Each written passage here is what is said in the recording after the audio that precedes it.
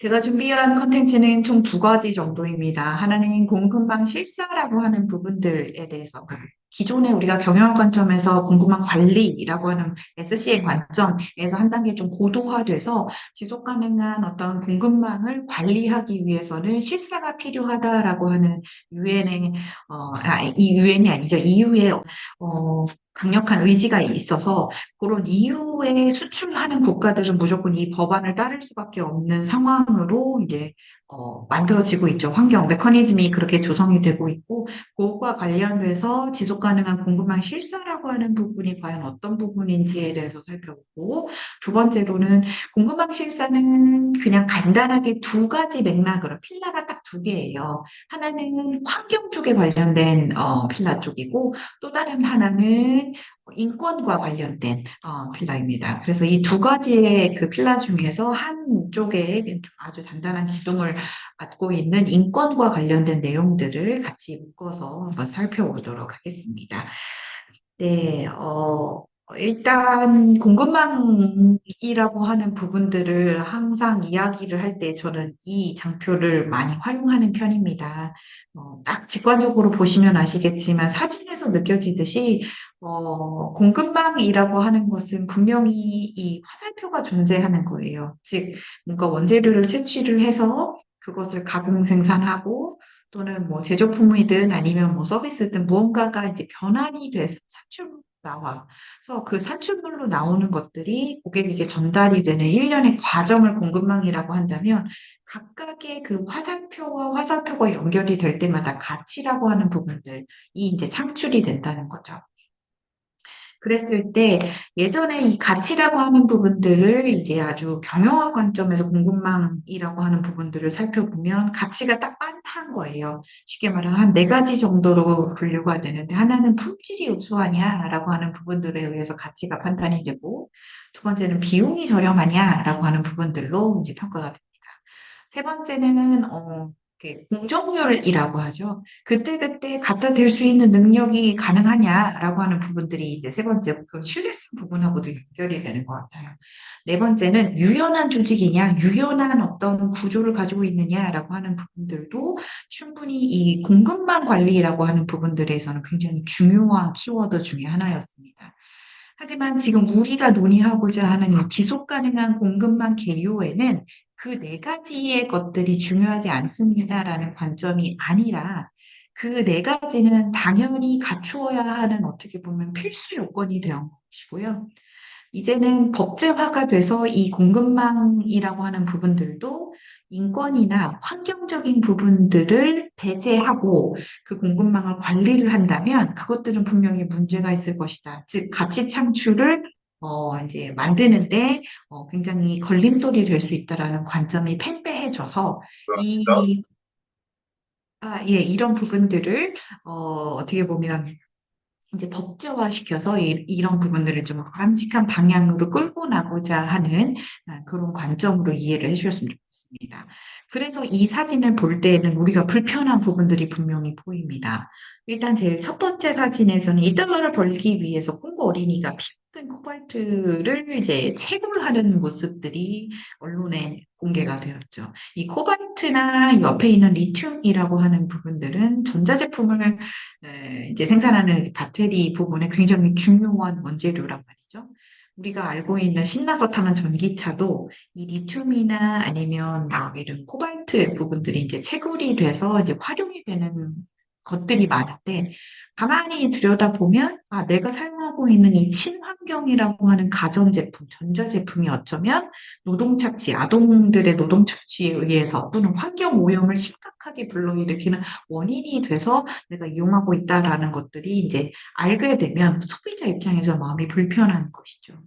그래서 그런 부분들이 이제 사회적인 이슈, 또는 사회적인 인권 문제로 대두가 되고 또는 환경 문제로 이제 계속 제기가 되면서 이 과연 지속 가능한 공급망이라고 하는 부분들은 어떻게 관리해야 되느냐라고 하는 부분들에 대해서 논의가 지속적으로 이루어지고 있죠.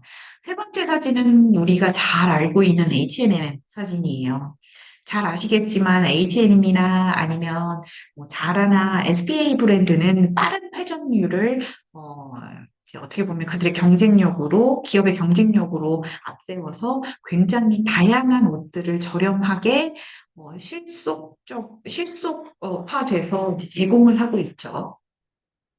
그런데 이제 그런 것들을 이제 생산 라인을 돌리다 보면 우리가 잘 알고 있는, 잘 알지 못하는 나라에서 뭐 공장을 쉼 없이 가공을 한다든지, 이 세 번째 사진은 그런 H&M 공장에서 붕괴가 된 사건이에요.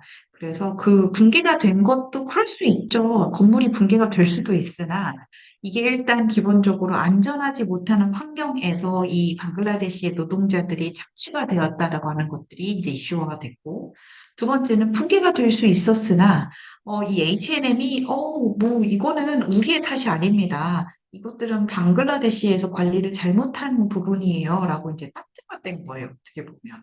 그런 관점에서 이 H&M을 바라보는 고객들의 시선이 곱지만은 않았다는 것이죠. 그래서 그런 부분들을 어떻게 하면 우리가 가치 소비를 할 수 있게끔 지속 가능한 어떤 공급망 체계를 마련할 수 있기 위해서는 어떤 것들을 고려해야 되느냐라고 해서 나왔던 것이 지속 가능한 공급망이라고 하는 워딩 자체가 탄생이 된 것입니다. 우리가 일단 이 사진을 보고 불편하다라고 느끼는 모든 것들이 인간이 비슷하기 때문에 비슷하게 불편하거든요. 이런 부분들을 해결하기 위해서. 즉, 예전에는 이제 어떻게 보면 재무제표가 훌륭한 기업들이 가치 창출을 아주 잘 하고 있습니다라고 평가하는 요인이 될 수도 있었겠지만, 이제는, 그 재무제표는 어떻게 보면 당연한 부분이고, 재무제표와 함께 비재무적인 지표들, 즉, 예를 들어 인권이 명확하게 유린이 되지 않고 아동 노동이 착취되지 않는 어떤 제품이나 서비스를 우리가 활용할 수 있느냐, 또는 안전하냐, 환경 오염은 없느냐라고 하는 다양한 것들을 이제 체크를 해가면서 올바른 기업들의 제품이나 서비스를 활용하겠다, 이용하겠다라고 하는 어떤 의지들이 아주 명확하게 이제 제기가 되고 있는 것이죠. 자, 이런 것들에 대한 어떤 드라이브를 건 게 이제 유럽의 그린딜이라고 하는 전략입니다. 총 8개의 전략을 가지고 이 유럽이라고 하는 EU라고 하는 연합들이 이제 똘똘 뭉치기 시작을 한 거예요. 어떻게 보면 이 EU라고 하는 나라 자체가 되게 훌륭하고 선진국이라서 이런 것들이 뭐 이런 것들을 선제적으로 했다라고 하는 것이 아니라 경영 관점에서 봤을 때는 새로운 메커니즘이 필요했고 그 어떻게 보면 게임의 룰이 필요했던 거죠. 그래서 그 게임의 룰이 예전에는 품질과 비용과 뭐 유연성과 아니면 뭐 신뢰성을 바탕으로 아니면 책임성을 바탕으로만 해도 약간 먹고 살기 괜찮았는데, 이제는 그런 것들이 필수 요소로 되어가면서 더 나은 어떤 경영 메커니즘을 구축하고자 하는 움직임들이 보여. 거기에서 대두가 된 것이 바로 지속 가능이라고 하는 이슈, 아젠다인 거죠. 그래서 유럽 EU에서는 그린딜이라고 하는 8가지 전략을 바탕으로 해서 우리가 너무나 많이 알고 있는 기후 중립 달성이라든지 친환경 경제의 전환이라든지 UN SDG라든지 이런 부분들을 범인류적으로 우리가 이제 함께 나가야 된다라고 하는 어떤 가치로 받아들이기 시작을 했고 이런 것들이 예전에는 사실 뭐 움직임이 없었느냐라고 한다면 그렇지는 않죠. 환경운동가분들도 굉장히 많은, 소리가 잘 안 들리시나요? 그렇군요. 이게 지금 최대로 키운 것이긴 합니다만, 네. 제가 조금 더 크게 이야기를 해드리는 것으로 하겠습니다. 네, 일단, 그래서, 어디까지 얘기했죠? 예, 예. 일단 8대 정책을 바탕으로 해서 세부 정책들이 이제 수립이 된다라고 했었던 부분들입니다. 맞습니다. 그래서 이 8가지의 정책 부분들을 가만히 살펴보면 우리나라의 정책 기조하고 크게 다르지 않다라는 것이죠. 즉, 이것은, 세계적으로 어떤 범인류적인 노력이기 때문에 그런 부분들을 조금 이바지하고자 예전에 환경운동가라든지 아니면 다른 분들이 뭐 사회운동가라든지 이런 부분들에 대해서 계속 문제 제기를 했었죠. 하지만 지금과 가장 크게 달라진 점은 여기 보이시는 것처럼 돈이 움직인다는 것이죠. 기업의 경영을 하는 이유는 단 한 가지입니다. 감사합니다. 아주 잘 들리신다고요. 고맙습니다. 네, 기업에서 경영을 하는 이유는 단 한 가지죠. 이윤을 창출하기 위해서 경영을 하죠. 그럼 이윤을 창출하기 위한 다양한 방법들이 품질이나 아니면 뭐 신뢰성이나 아니면 뭐 다양한 어떤 차별화된 디자인이나 제품이나 이런 것들일 수도 있겠지만 이제는 요즘이 우리가 살고 있는 이 경영의 메커니즘을 지속 가능한 어떤 경영을 하지 않으면 올바르지 않은 기업이다라고 판단을 하여서 그 기업에 대한 제품이나 서비스가 매력적이지 않다라는 소비자의 관점을 이제 힘입어서 투자 자체도 10년간 1조 유로 정도, 저는 가늠도 안 되는데요. 대단한 어떤 예산들이 여기에 투입이 된다라고 하는 거죠. 이 밑단에 보시면은 넷제로나 순환경제나 아리백이나 이런 얘기들 심심치 않게 많이 들으셨을 텐데 이런 다양한 키워드들이 10년간 약 1조 유로 안에 예산이 투입이 되는 키워드라고 보시면 되는 것입니다. 여기에 당당히 공급망 관리라고 하는 부분들이 하나의 워딩으로 차지가 되고 있는 거죠. 그렇기 때문에 우리가 지금 알고 있는 지금 이 시간에 논의를 해야 하는 공급망 관리라고 하는 부분들은 그래 지속 가능해야 되겠구나. 그래 우리는 올바르게 기업을 운영하려면 지속 가능해야 돼라는 관점이 아니라 이제는 법제화가 이루어져 있고 이 법제화를 지키지 않으면 규제 비용이 들고요. 규제 비용이라고 하는 부분을 계속 거나 아니면 법제화를 계속 어길 때는 기업의 가치가 떨어지겠죠. 기업의 가치가 떨어진다라고 하는 건 투자받는 데도 굉장히 큰 어려움이 있을 수 있을 것이고, 그리고 결국에는 기업의 어떤 산업의 구조로 어, 이제, 이용을 해서, 활용을 해서 이 이해를 하시면 훨씬 더 다양한 관점에서 공급망 관리를 이해를 해야 된다라고 하는 부분들을 이제 아실 수 있을 것 같습니다. 예, 맞습니다. 저는 경영학 박사를 학위를 받아서요. 저의 모든 강의의 베이스는 경영학과 있습니다. 그래서 제가 아는 것만 판단하는 관점으로 이 공급망 관리라고 하는 부분들이 지속 가능하려면 어떻게 경영학적으로 이제 접근을 해야 되는지가 아마 이 강의의 주된 어떤 흐름이 아닐까 싶습니다. 이렇게 이제 채팅을 보면서 하니까는 또 굉장히 실시간으로 도움이 되는 것 같습니다. 네. 그래서 이제 이러한 키워드로 일단은 유럽의 그린 뉴딜이 진행이 되고 있다. 돈도 움직이고 있구나. 기업들이 그러니까 안 할 이유가 없다라는 관점인 거죠. 자, 그러면 요거는 서플라이 체인 매니지먼트라고 하는 관점에서 ESG의 발전 경로를 나름 주요 키워드별로 제가 정리한 장표인데요. SCM이라고 하는 이 공급망 관리라고 하는 이 관점에서는 사실 TQC라고 하는 이 퀄리티라고 하는 부분에서 제일 먼저 시작이 됐어요. 토탈 퀄리티 컨트롤이라고 하는 이 TQC의 개념은 생산성을 향상시키고 이윤을 극대화하는 데에서 출발을 했습니다.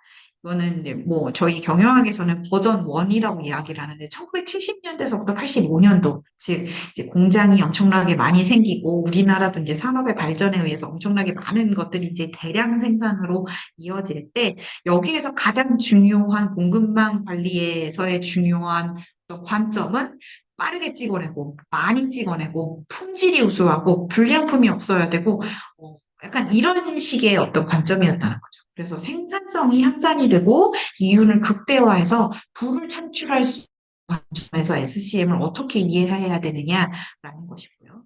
그러면서 버전 2에서는 2000년대 초반 정도에 이제 처음 이제 85년부터 2000년대 정도까지인데 요거는 윤리라고 하는 부분들 그 윤리라고 하는 부분들과 연결이 되면서 평판이 이 기업의 가치의 중요한 어떤 전략으로 자리매김을 하게 되죠.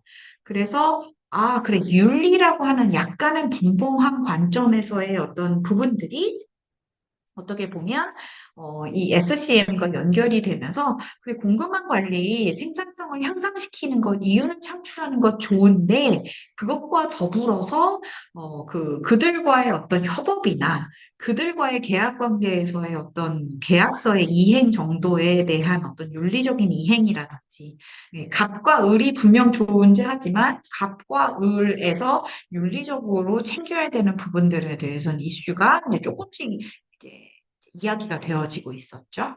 그러면서 이제 세 번째 버전 3로 가면 responsible이라고 하는 이 단어가 이제 드디어 나오기 시작을 합니다. SCM의 responsible이라고 하는 부분들이 이게 사회적 책임까지는 아직까지는 가진 않고요. 사실 이 책임이 조금씩 이제 친환경이나 안정성이나 그래서 조금 더 많이 이게 조금 발전이 돼서 사회적인 관점에서 이 책임을 다해야 된다라고 하는 것들이 이제 버전 3에서 나오기 시작을 했고 그게 이제 2000년도 초반서부터 15년 정도, 2015년 정도까지고요. 코로나를 계기로 해서 이야기를 하시는 분들도 사실 계시긴 하는데 원론적으로는 2015년 이후부터는 ESG라고 하는 개념 자체가 드디어 대두되기 시작을 하죠.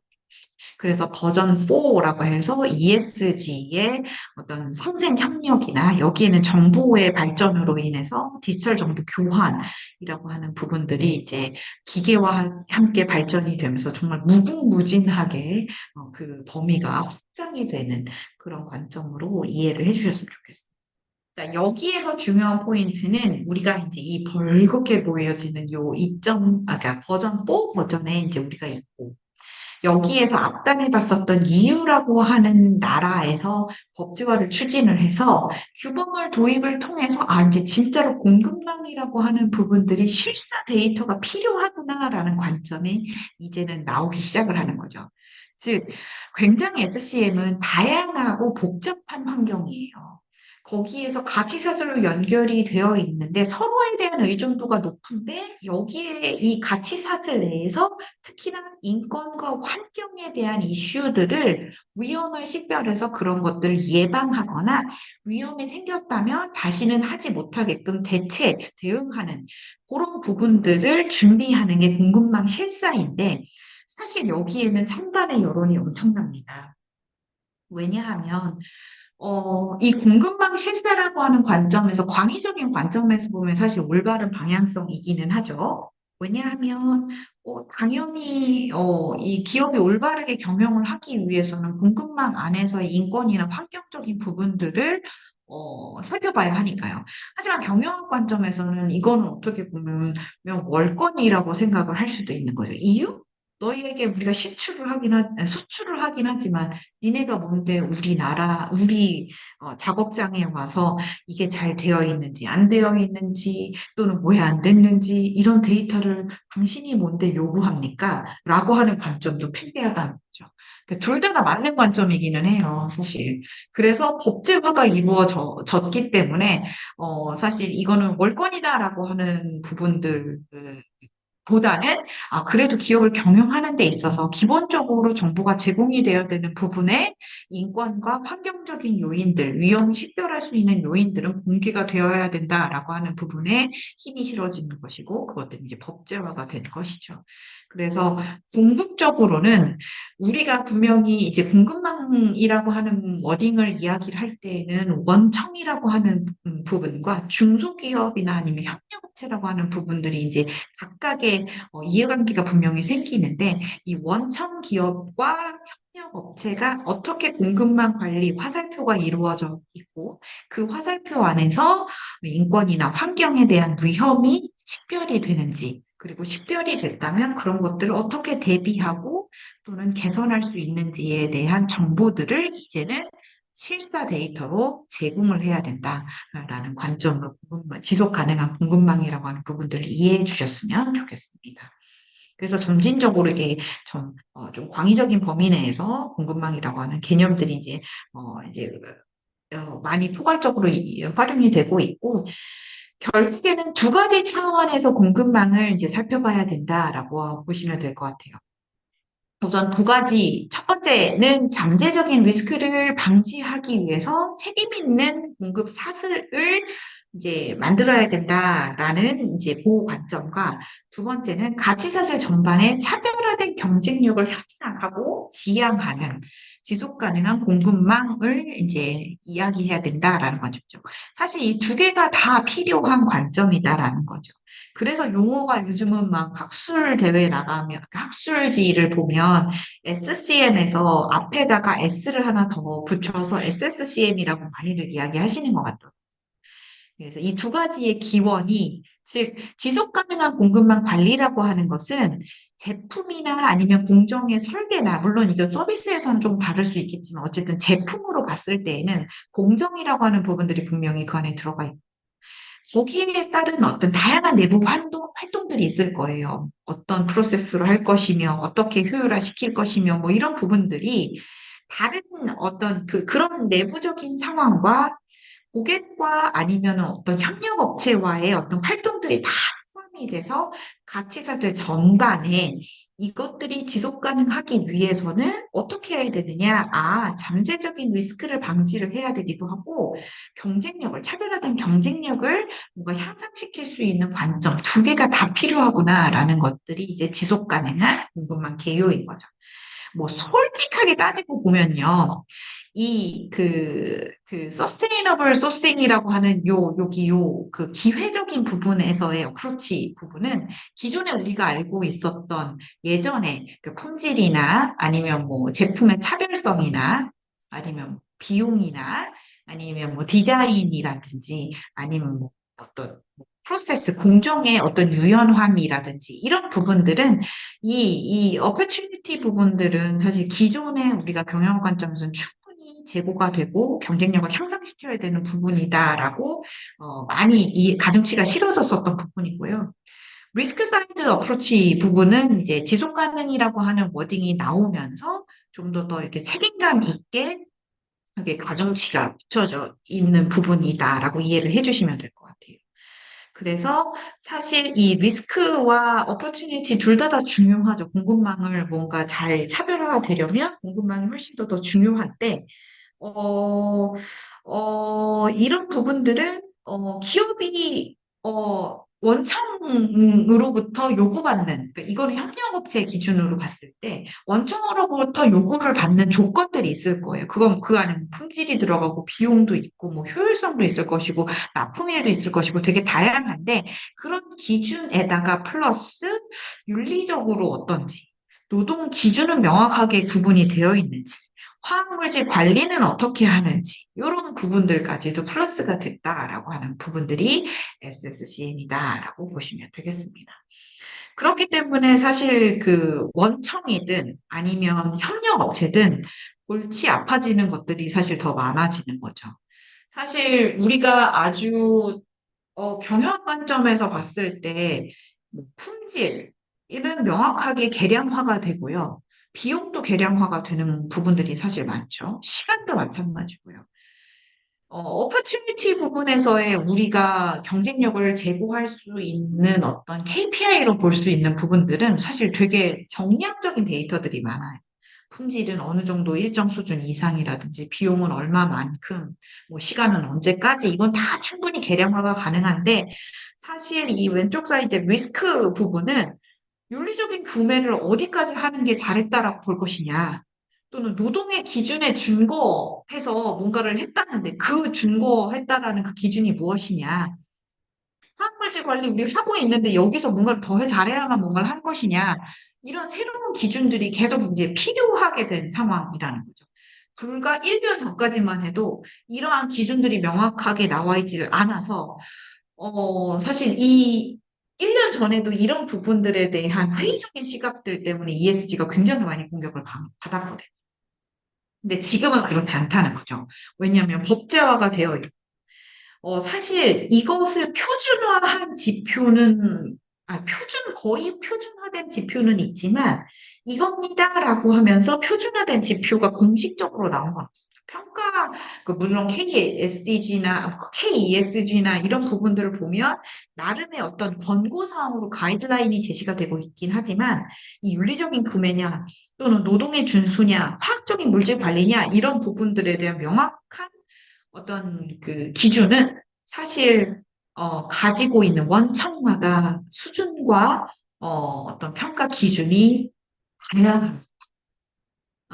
그래서 이게 한편으로는 되게 헛간의 카오스 마냥 어디에 맞춰야 되는 거야? 라고 이해하실 수도 있겠으나 사실 현업에서는 어느 정도 그 각각의 산업마다 이니셔티브가 많이 이제 활성화가 되어 있어서 이 이니셔티브별로 나를 밀고 있는 가중치 있는 어떤 지표들이 이제는 명확하게 구분이 되는 것 같습니다. 그래서 뭐 교수님 김기현 교수님께서도 말씀 주셨지만 저는 이제 현업에서 컨설팅을 하고 있는 입장이다 보니까 사실 다양한 중소기업들과 원청 기업들을 만나지 않습니까? 그랬을 때 원청마다도 요구하는 꽂혀 있는 그들의 어떤 비전과 철학에 따라서 꽂혀 있는 어떤 기준점이 좀 다르고요. 그리고 알고 있는 바도 굉장히 다양합니다. 그리고 뭐 중소기업들은 더 다양하죠. 사실 중소기업들은 좀 더 솔직하게 말씀을 드리면 그런 것들을 준비할 만한 여력을 가지고 계신 중소기업들은 크게 없습니다. 특히나 소상공인으로 조금 규모가 좀 적으면 적을수록 더 그러신 것 같은데 그런 부분들까지도 이제 원청에서는 어떻게 끌고 갈 것인지에 대한 고민들을 지금 열심히 하고 계시는 것 같고 저희 같은 사람들이랑 같이 뭐 평가 기준도 만들고 평가도 하고 중기부나 산자부에서 많은 돈들이 내려오면서 컨설팅들이 많이 이루어지고 있는 것 같더라고요. 그래서 어쨌든 이런 메커니즘으로 많이 변화하고 있다라고 하는 부분들을 이해해 주셨으면 좋겠습니다. 물론 지금 제가 구두로 설명드렸었던 내용들은 뒷단에 제가 좀 더 장표를 보여드리면서 구체적으로 설명드리도록 할게요. 네, 그러면서 정말로 그러면 이렇게 지속 가능한 경영이라고 이게 지속 가능한 어떤 공급망이라고 하는 게 실질적으로 이루어지느냐라고 하는 부분들에 대해서 궁금하실 것 같아서 사례를 하나 가져왔습니다. 물론 해외 사례고요. 음, 여기에 보시면 제일 첫 번째로 영국의 웨이트로스라고 하는 슈퍼마켓, 우리나라 이마트 같은 그런 대형 슈퍼마켓이거든요. 대형 슈퍼마켓에서 하나 이제 이슈가 제기가 된 게, JBS라고 하는 콘 비프를 생산하는 업체의 그 제품이 이게 뭔가, 환경을 그, 훼손한다. 즉, 어떻게 보면 브라질 기업이, JBS가 이제 브라질 기업인데, 아마존의 불법 살림을, 이렇게 불법 벌채를 얘네가 이제 농장을 짓기 위해서 불법으로 벌채를 한다라고 하는 이슈가 이 워치독이라고 하는 이 비영리 단체나 환경 단체에 의해서 이슈가 발견이 되는 거죠. 농장에서 이제 쇠고기를 왜냐하면 이제 콘비프라고 하는 게 무슨 아일랜드식 무슨 뭐 가정식 뭐 어쩌고래요. 콘 안에 이제 그 통 안에 비프가 약간 저염식으로 들어가져 있는 제품인 것 같은데, 그거를 이제 어쨌든 이마트 같은 데서 판매를 해야 되잖아요. 그래서 납품을 하고 있는데, 가만히 보니까 이 JBS라고 하는 데에서 브라질 식품 기업이 아마존의 북부에 위치를 그러니까 브라질 북부에 위치를 하는데, 얘네가 지금 농장을 짓기 위해서 소를 키워야 되니까 농장을 지어야 되겠죠? 가만 보니까 이게 아마존의 불법 살림을 막 벌채를 지 맘대로 하네? 라고 하는 이슈들을 이 환경단체와 비영리단체가 발견을 해서 웨이로스라고 하는 연구의 슈퍼마켓에 이의를 제기를 하죠. 물론 이 1번의 단계는 항상 너무나 감사하게도 비영리단체나 환경단체에서는 항상 이슈를 제기를 했었어요.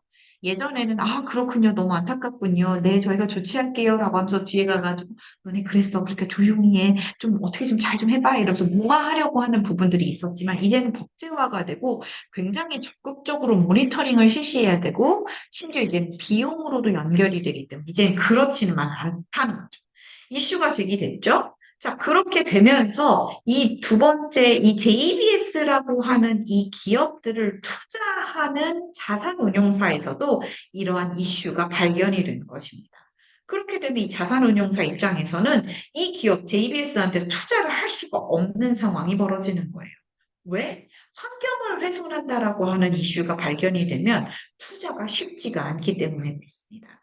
그래서 다양한 어떤 이해관계자들의 눈치도 보이고 이 JBS가 좀 올바른 기업이 아니구나라고 하는 자체의 규정에 의해서 투자를 철회하게 되죠.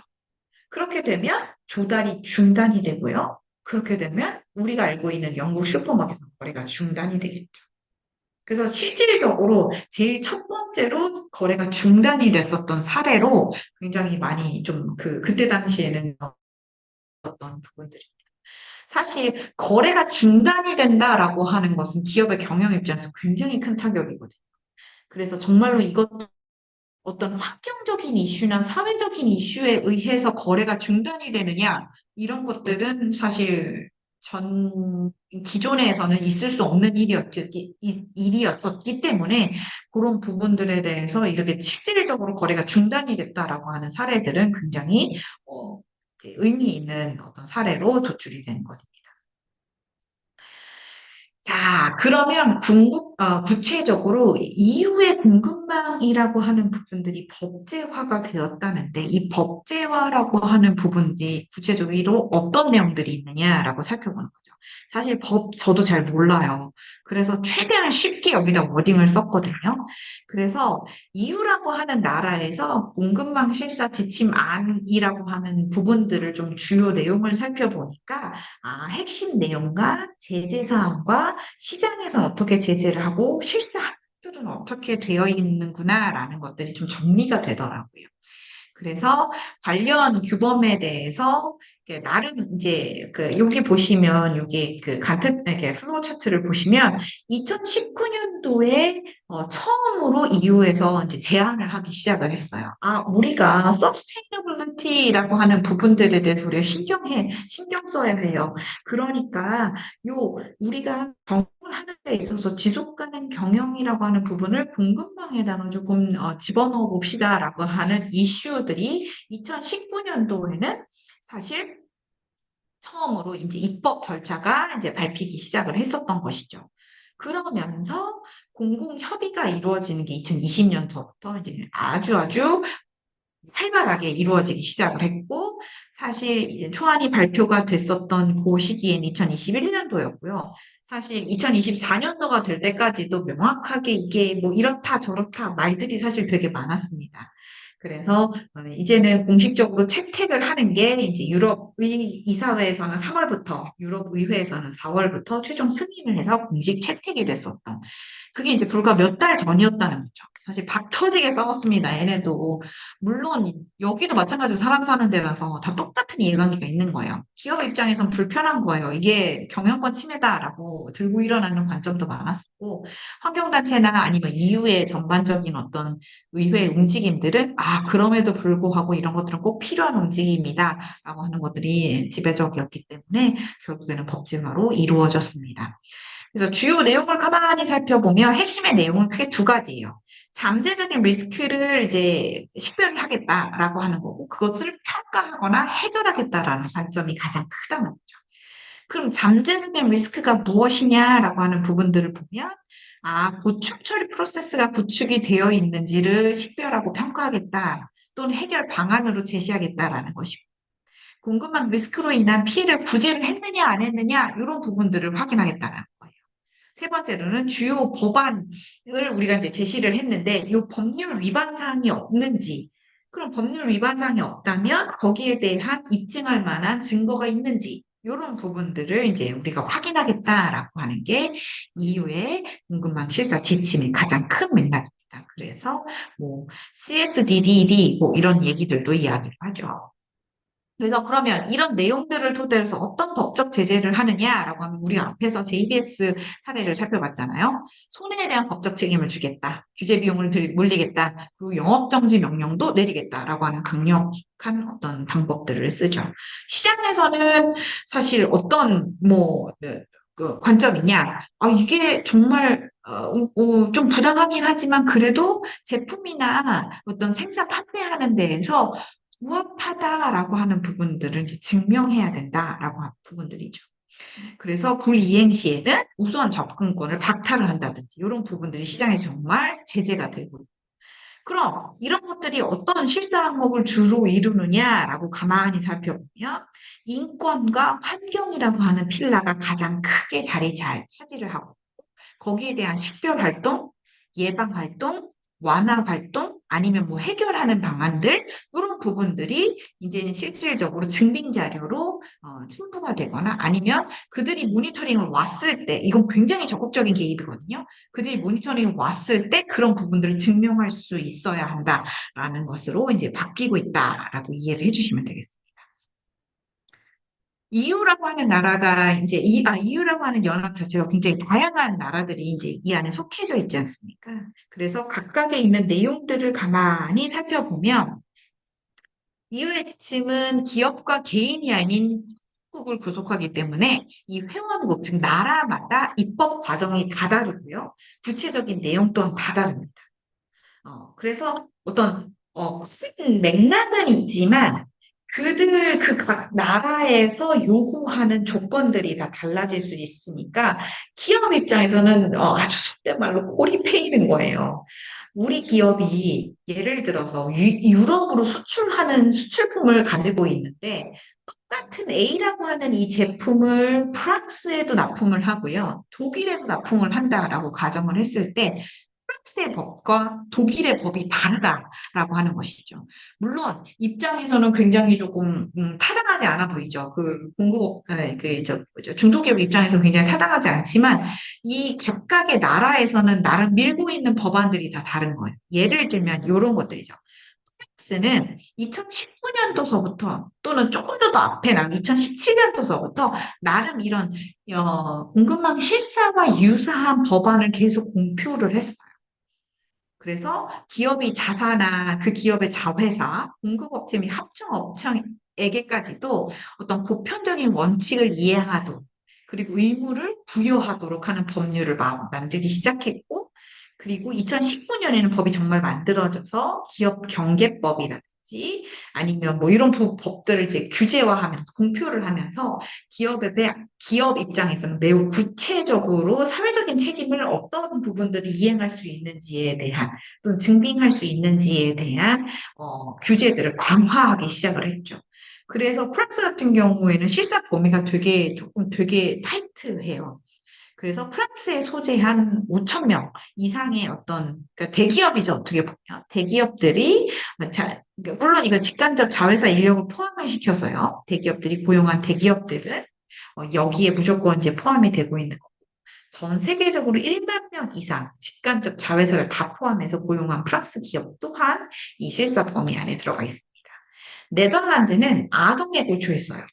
그래서 아동 노동 근절을 위한 실사를 의무화하겠다라고 하는 부분들이고 2022년도에 드디어 발효가 됐죠. 그래서 얘네는 뭐 실사 범위를 뭐 대기업 몇천 명 이상 이렇게 주지 않고요. 그냥 모든 공급망. 그냥 모든 기업들이 전 공급망에서 어떻게 보면 비용으로 규제 비용을 좀 강화한 그래서 아동 노조를 근절하기 위한 실사를 의무화했다라는 움직임들이 사실 우리보다 몇십 년 전서부터 사실 준비가 되었었던 부분들입니다. 그리고 독일 같은 경우에는 사실 굉장히 강력하게 드라이브를 거는 나라 중에 하나예요. 공급망 실사라고 하는 부분들 약간 총대를 메고 하는 나라이기 때문에 2011년도에 공급망 실사 의무화를 법안을 내서 2023년도에 법제화를 드디어 전 세계 최초로 실시를 했죠. 그래서 왜 우리가 잘 알고 있는 자동차 포스코 이런 데에서 난리가 났었던 거예요. 사실 그러니까 우리가 수출하고 있는 알루미늄이나 아니면 뭐 제철이나 이런 부분들이 독일에 수출하는 부분들이 많았는데 독일에서 2023년에 법제화를 만들면서 지켜야 하는 어떤 법들이 많아지기 시작을 한 거죠. 그리고 준비해야 되는 서류들이 많아지기 시작을 한 거예요. 기업 입장에서. 그러니까 뭐 이걸 어디까지 준비를 해야 되냐. 그 원청은 원청대로 날리고, 그럼 하청업체를 어디 뭐 벤더를 1차 벤더까지 해야 돼, 2차 벤더까지 해야 돼, 3차 벤더까지 해야 돼, 라고 하는 어떤 실질적인 어떤 컨설팅 영역에서는 진짜 그런 부분들 영역을 나누는 게 되게 힘들었었던 작업 중에 하나였을 것 같아요. 물론 지금은 어느 정도 이렇게 조금 규격화가 되어 있어서 이 부분들에 대해서 정리가 이제 많이 되어 있는 상황이긴 합니다. 그래서 독일 같은 경우에 지금 우리가 지금 주로 다루고 있는 공급망 실사에서 구체적으로 어떤 보고서를 내야 하고 이 보고서 내용 안에는 어떤 내용들이 들어가야 하고 그 보고서 안에 들어가 있는 내용들이 결국에는 환경과 인권에 좀 중점적으로 이제 좀 기재가 돼야 되는 부분들이고 그리고 연 매출의 2% 정도는 벌금을 부과해야 된다 이렇게 명확한 어떤 벌금에 대한 어떤, 아웃라인이 명확하게 짚혀져 있는 상황이다라는 것이죠. 앞으로도 더 구체화될 예정이고, 더 확장이 될 예정이다라는 어떤 지침들이 많이 보이고 있습니다. 그러면 정말로 EU 기업에서는 진짜로 그렇게 대응하느냐라고 한다면, 예, 그렇습니다라고 답변을 드릴 수 있을 것 같아요. 사실 훨씬 오래전서부터 대응할 수 있는 채비를 마련했었던 것 같습니다. 여기 보시면 ESG의 기업 공급망 실사 대응 사례라고 되어 있어서 제가 한 6가지 사례를 가지고 와봤는데 뭐 상위 3개 정도만 살펴보면 바스프라는 게 독일 화학기업 너무나 유명한 너무나 큰 기업이죠. 이 독일의 화학기업이나 아니면 뭐 스웨덴의 화학기업, 덴마크의 제약회사, 제약기업 이런 부분들은 아주 일찌감치 공급망 실사에 대한 부분들을 조금 준비를 했었던 거죠. 이 일본의 독일 화학기업 같은 경우에는 공급망 활동을 금전적으로 가치가 얼마나 되는지를 환산할 수 있는 어떤 산출식을 지들끼리 만든 거예요. 지들끼리 만들어가지고 계량화가 가능하게 된 거죠. 그래서 공급망 활동의 경제, 환경, 사회적 영향을 금전적인 어떤 가치로 평가를 했을 때 얼마만큼의 어떤 수익을, 그러니까 얼마만큼의 금전적인 가치를 내포하고 있느냐라고 하는 부분들이 이제 계량화를 진행을 하고, 어, 어떻게 보면 이 모델은 굉장히 직관적으로 비재무제표인 ESG를 정면 돌파할 수 있는 어떤 내용들로 구성이 되긴 하죠. 그래서 인권의 가치는 긍정적인 가치로 계량화하는 것이 과연 가능하냐라고 하는 부분들이 분명히 존재를 하지만 이분들은 계속 계량화를 진행하고 있고 사실 우리나라에서도 사실 계량화가 많이 진행이 되고 있는 것 같아요. 근데 사실 컨설팅을 하는 입장에서는 그 산출식을 이제 저희도 뭐 이제 컨설팅을 해보면 알겠지만 이게 정말 타당하냐라고 하는 부분들을 계속적으로 공격을 받고 있는 부분들이거든요. 그래서 계량화를 진행하는 것은 사실 뭐 크게 무리는 아닌 것 같습니다. 물론 이제 이게 아주 대중화가 되어 있지는 않지만 계량화 그래 뭐 진행해 볼 수 있지. 하지만 이런 것들이 정말로 가치로 환산이 됐을 때 이게 얼마만큼의 공신력을 가지고 있느냐는 아직까지도 이제 그 한계점이 분명히 있다라는 것이죠. 그래서 굳이 뭐 계량화를 할 필요가 있느냐라고 하는 일각에서는 그런 이야기들도 있습니다. 그래서 사실 궁극적으로 뭔가를 계속 발전시키려면 벤치마킹을 계속 해야 될 수밖에 없는 상황이잖아요. 네, 바스프의 사례를 바탕으로 해서 우리나라 기업들도 많이 계량화나 아니면 환전할 수 있는 어떤 수치들을 만들고 있기는 합니다만 이 한계점은 명확하게 아직까지 보이고 있는 상황입니다. 예를 들어 뭐 그런 것들을 복제화를 해가지고 뭐 그 포인트를 어떻게 쓸 수 있다라는 것처럼 이렇게 약간 좀 쓴다라고 하면 이 계량화 진행이 굉장히 값어치가 있는 활동이 되겠으나 아직까지 그런 활동들은 눈에 띄지 않기 때문에 사실 그냥 니들 그냥 홍보하려고 하는 거 아니야? 그래서 이걸 뭐 어떻게 할 건데? 뭐 이런 내용들도 많이 이제 좀 공격을 받는 것 같습니다. 두 번째로 스웨덴 화학기업 같은 경우에는 가장 많이 활용이 되고 있는 사례 중에 하나예요. 이게 행동 강령이라고 하는 나름의 어떤 그 내부적인 지침을 바탕으로 그런 것들을 이제 공급업자와 업체들에게 이제 내려서 예, 계약을 할 때 이런 부분들을 우리 같이 합시다라고 이제 서약을 하고 불이행할 때에는 거래를 배제시키는 이런 굉장히 이번의 사례가 이제 가장 많이 우리나라에서도 많이 활용이 되고 있는 사례이죠. 물론 어떤 조건을 넣느냐라고 하는 것들은 기업마다 굉장히 다 다릅니다. 산업마다 분명히 다르고요. 근데 어쨌든 전반적으로 이런 부분들을 우리가 함께 같이 합시다라고 하는 움직임들을 많이 보여지고 있는 것 같습니다. 세 번째로는 다운스트림 인권 위험 관리라고 하는 부분들인데요. 제품의 사용이 뭔가 부적합하다라고 판단이 됐을 때에는 공급 제한을 결국에는 결정을 하고 공급 대상에서 이루어진 공급망 실사를 수요 기업까지 확장을 하는 그래서 사실 인권 침해 우려에 대한 현실적인 대응을 하기에는 사실 이런 관점이 굉장히 적극적으로 개입을 하는 그런 사례라고 볼 수 있겠죠. 그래서 사실 1번과 2번 정도의 사례가 가장 많이 지금 현업에서는 이루어지고 있는 공급망 실사를 대응하기 위해서 현업에서 이루어지고 있는 사례가 아닐까라는 뭐, 물론 이게 이제 어쨌든, 너무 제가 이제 현업에서 있었던 일들을 이야기하는 것 같아서 조금 죄송스러운 마음이 없지 않아 있지만, 사실 경영학 베이스에서 저는 뭐, 어쨌든 현업에서는 이러한 논리나 이러한 이론이 어떻게 활용되고 있는지가, 보여줘야만 훨씬 거기에 대한 이해의 폭이 넓어진다라고 저는 생각하는 편이라서 현업에서 있었던 일들 제가 뭐 또 할 수 있는 게 중이 제 머리 못 깎는다고 저는 그런 거밖에 없기 때문에 현업에서 이런 의견들이 있습니다라고 하는 것들을 이번 시간 안에 많이 전달해 드리도록 하겠습니다. 네. 그래서, 중소기업에서는 과연, 정말로 EU라고 하는 이 공급망 실사를 정말 잘 대응을 하고 있느냐라고 이제 그 대한상공회의소에서 정경련에서 이제 사례조사, 그러니까 그 설문조사를 했죠. 결론부터 말씀드리면, 별로 하고 있지 않습니다. 즉, 지금 까마득합니다라고 하는 부분들이 분명히 팽배하고 있는 것 같습니다. 사실, 이제 시장이 된 지가 이제 한 거의 1년 정도가 다 되어 가거든요. 여전히 우왕좌왕하고 있는 거는 마찬가지인 것 같고요.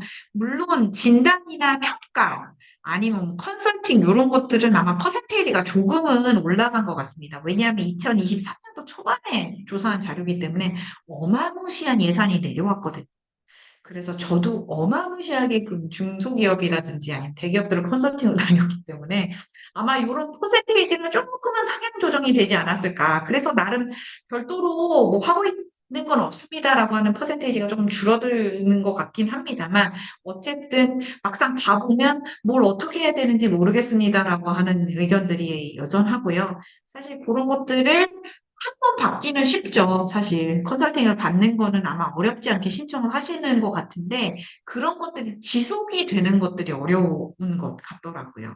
그런 데이터들을 꾸준하게 모으고 3개년이나 5개년치가 모아야 분석을 할 수 있는 데이터들이 있는 건데 사실 중소기업 입장에선 3개년과 5개년을 모으는 것 자체가 굉장히 또 다른 공수가 들어가는 부분들이라서 뭐 대기업 입장에서야 체계화되고 시스템화되어 있기 때문에 거기에 뭐 아주 우아하게 따박따박 뭐 자동화된 시스템에 의해서 업데이트가 되는 상황들이 아니라면 사실 관리를 계속 해야 돼 나가야 되는 이유도 잘 모르겠고 거기에 대한 필요성도 많이 이제 없는 거죠. 그래서 대부분 원청들이 즉 대기업들이 그런 것들을 시스템화해서 중소기업에게 내리는 그 약간 탑다운 형식인 거죠. 만들어서 요거 같이 프로그램 써볼까요? 그래서 같이 이제 업데이트 해볼까요? 이런 관점으로 많이 현업에서는 활용이 되고 있는 것 같습니다. 네, 그래서 이제 예를 들어 요런 삼성전자나 LG전자에서 어떻게 이런 공급망과 관련된 성과평가, ESG 평가가 이루어지고 있는지를 다 들여다볼 수는 없지만 사실 이제 아주 큰 맥락으로 봤을 때 한 세 가지 정도로 정리가 되는 것 같다라는 건데요. 일단 기본적으로 리스크 매니지먼트 차원에서 모니터링은 항상 실시를 하고 있었어요. 그런데 조금 그것들을 좀 더 나아가서 구매 정책이라고 하는 부분들, 그러니까 구매를 할 때 그 나름의 내용들의 ESG라고 하는 부분들이 평가의 결과에 반영이 되고 또 그런 것들이 계약의 이행 조건에 이제 붙어가면서 이 구매라고 하는 부분들이 ESG의 평가와 연결이 된다라고 하는 부분들. 그리고 만약에 이게 미흡하다라고 했을 때는 ESG에 관련된 교육 지원 프로그램들을 조금 더 제공을 한다든지 좀 더 적극적으로 인식이라든지 아니면 그런 이해에 대한 어떤 폭들을 좀 넓히기 위한 노력들을 많이 하는 것 같습니다. 삼성전자 같은 경우에는 나름의 조건들이 있고 평가 시스템이 있어요. 그래서 이 평가 시스템에 의해서 정말 80점 이상이면 이제 일단 오케이. 하지만 이제 80점 이하면 뭐 나름 내부 프로세스가 있어. 그런 부분들에 대해서 계약이 중지가 된다든지 아니면 뭐 프로그램을 뭐 듣는다든지 이런 부분들을 이제 이행을 하는 것 같고 80점 이상이 되는 협력사들만 그 다음에 등록을 할 수 있는 이렇게 규제를 만들고 있습니다.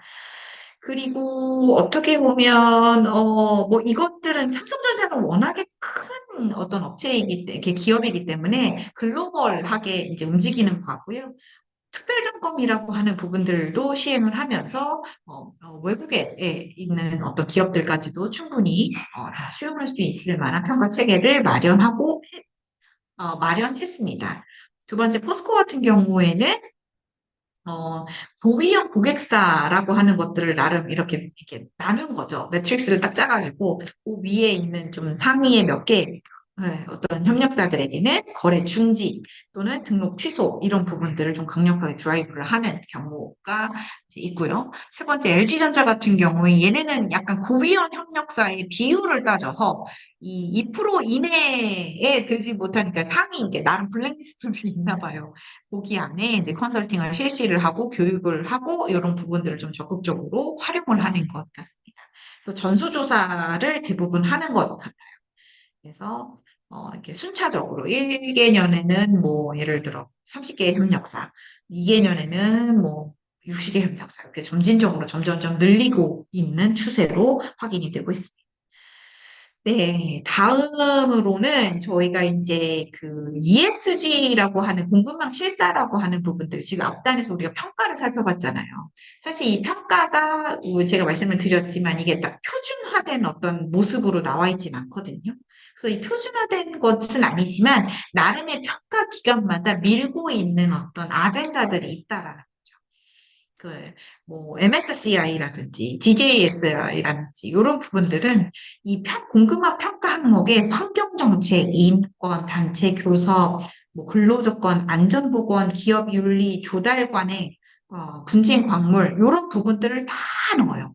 다 넣고, 이런 것들을 하나하나씩 이제 일일이 체크를 해서, 기업 입장에서는 이제 뭐 평가 기관에다가 어쨌든 ESG 평가를 이제 그 부탁을 해야 되는 입장이기 때문에 뭐 몇 점 만점입니까? 또 삼성전자도 이런 평가 기관에 의뢰를 해서 80점, 90점 뭐 이런 그 구분이 영역이 구분이 되는 어떤 상황이거든요. 그래서 사실 이 평가기관의 지표들을 살펴보면 대동소이합니다. 사실 뭐가 하나 뭐 더 뭐 추가가 되거나 이런 부분들은 없지만 사실 대동소이하지만 어쨌든 이 인권이라고 하는 부분과 환경이라고 하는 부분들이 가장 큰 맥락을 차지하는 것은 분명한 것 같습니다. 제가 빨간색으로 RBA라고 하는 부분들을 이제 빨간색 박스 처리를 해놨는데 그 이유는 이제 제가 이제 며칠 얼마 전에 RBA 컨설팅을 마쳐서 그것과 관련된 내용들을 조금 자료를 보여드리면서 공유를 해보면 어떨까 싶어서 이제 그러는데요. RBA라고 하는 것은 Responsible Business Alliance라고 해서요. 전자산업 분야에서 그들끼리의 이니셔티브를 이야기해요.